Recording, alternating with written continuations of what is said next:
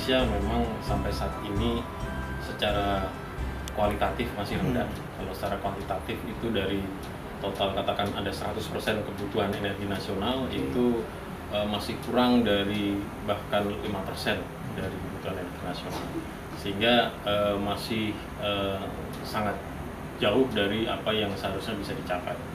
Nah, seberapa jauh yang harus kita tempuh sehingga itu menjadi suatu kondisi yang diharapkan itu minimal berdasarkan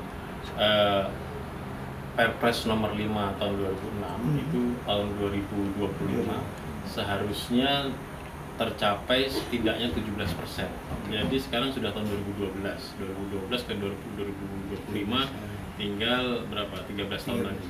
13 tahun lagi kita harus meningkatkan dari 5% pangsa yang diterbarukan menjadi 17%. Ini bukan suatu langkah yang sederhana dan ini memang perlu dukungan dari semua pihak, baik pemerintah melalui kebijakan-kebijakannya dan juga para pelaku usaha, khususnya para pengusaha dan investor untuk mau dan berminat di dalam berinvestasi baik sebagai pensuplai teknologinya, misalnya pabrik-pabrik peralatan energi terbarukan maupun sebagai pemanfaatnya.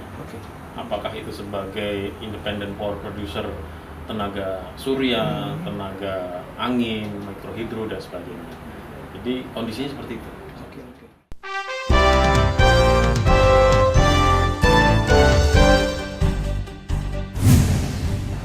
Saya yakin cukup berkemampuan untuk bisa masuk ke dalam bisnis energi terbarukan. Khususnya energi air dan mikrohidro itu memang sesuatu hal yang sudah proven teknologinya dan kemudian juga secara keekonomian bisa mengembalikan investasi dengan sangat memadai. Tapi dengan peraturan-peraturan pemerintah atau peraturan Menteri ESDM yang sudah muncul ataupun yang akan diterbitkan dalam waktu dekat yang disebut sebagai istilahnya itu feed-in tarif regulation, itu saya kira untuk bidang energi terbarukan lain itu terbuka sangat lebar. Misalnya sekarang sudah mulai investasi di bidang pembangkit listrik tenaga sampah. Tenaga sampah itu sudah dihargai, nanti bisa dicek ke dalam peraturannya, tapi sepengetahuan saya itu dihargai sekitar Rp900 atau Rp950 per kilowatt hour. Itu untuk beberapa kalangan pengusaha sudah angka yang ya cukup, walaupun mungkin akan lebih menggembirakan kalau agak lebih tinggi lagi.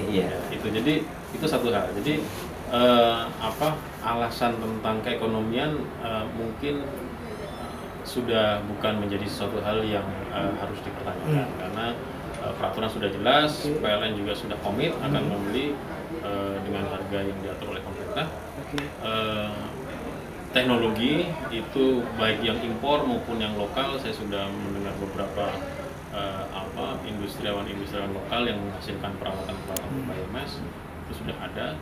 Tinggal sekarang kemauan para investor lokal dan kemudian juga pihak pendanaan, biasanya perbankan. Jadi untuk saya beri gambaran, bisnis listrik sampah ini itu pada umumnya berkisar antara 5-10 megawatt. 5-10 megawatt dan kemudian biaya investasinya mungkin berkisar semahal-mahalnya mungkin $1.500 per kilowatt atau $1,5 juta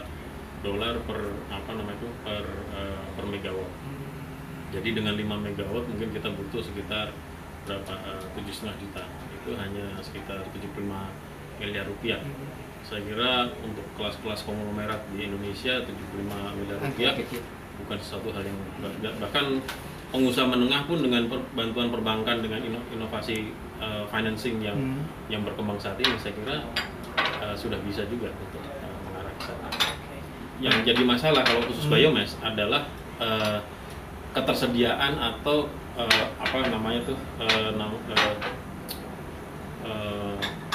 ketersediaan dari sumber energinya. Jadi misalnya gini, jangan sampai kemudian si pembangkit listrik tenaga sampah itu tidak menguasai lahan sampahnya. Oke.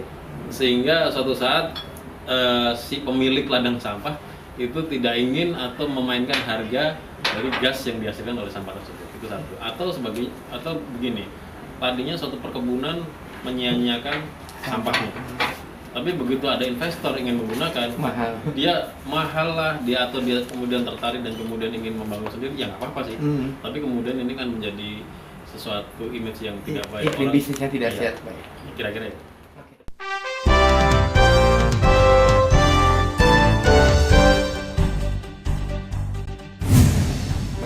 Dalam RPJMN ini, pembangunan jangka menengah ini dari tahun 2010 hingga 2014 itu mendapat tugas untuk mengembangkan teknologi pembangkit listrik tenaga panas bumi skala kecil. Skala kecil ini kita bagi menjadi 3 hal. Yang pertama adalah 3 megawatt dengan teknologi condensing, atas juga skala 5 megawatt dengan teknologi yang sama, dan satu lagi teknologi binary cycle dengan skala hingga 1 mega. Jadi tergantung lokasi dan kemampuan sumber dayanya, mungkin bisa 500 kW atau 1 mega. Nanti kita buat model yang sifatnya itu modular. Sehingga di lain tempat misalnya kapasitasnya lebih dari 500 kW, kita bisa pasang kedua dan selanjutnya. Dan yang sedang kita selesaikan, mudah-mudahan insya Allah di akhir September tahun ini akan diuji cobakan, itu adalah yang skala 3 megawatt tipe condensing. Dan memang secara teknologi itu teknologi yang sudah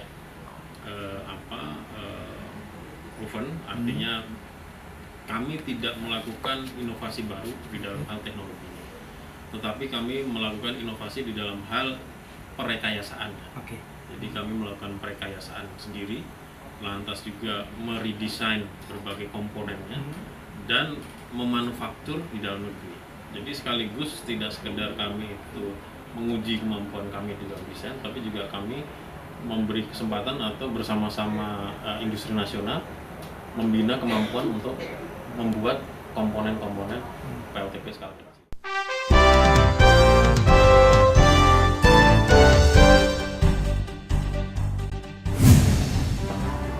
3 tahun anggaran, dan itu menghabiskan untuk 3 megawatt itu menghabiskan sekitar 55 miliar rupiah. Jadi mungkin tampaknya besar 55 miliar rupiah, tapi kalau 55 miliar rupiah dengan dikonversi dengan US dollar itu kan sekitar berapa? 5,5 juta. 5,5 juta kami dapat 3 mega, berarti 1 meganya kurang dari 2 juta US dollar.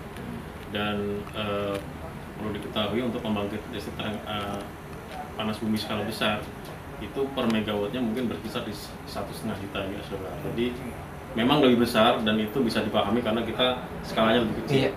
Jadi memang lebih besar, tapi kemudian toh juga tidak kemudian 2 kali lipat lebih besar.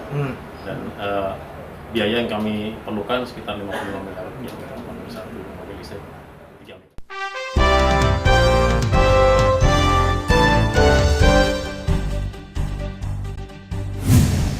NTP 12, generator di PT Pindad 12.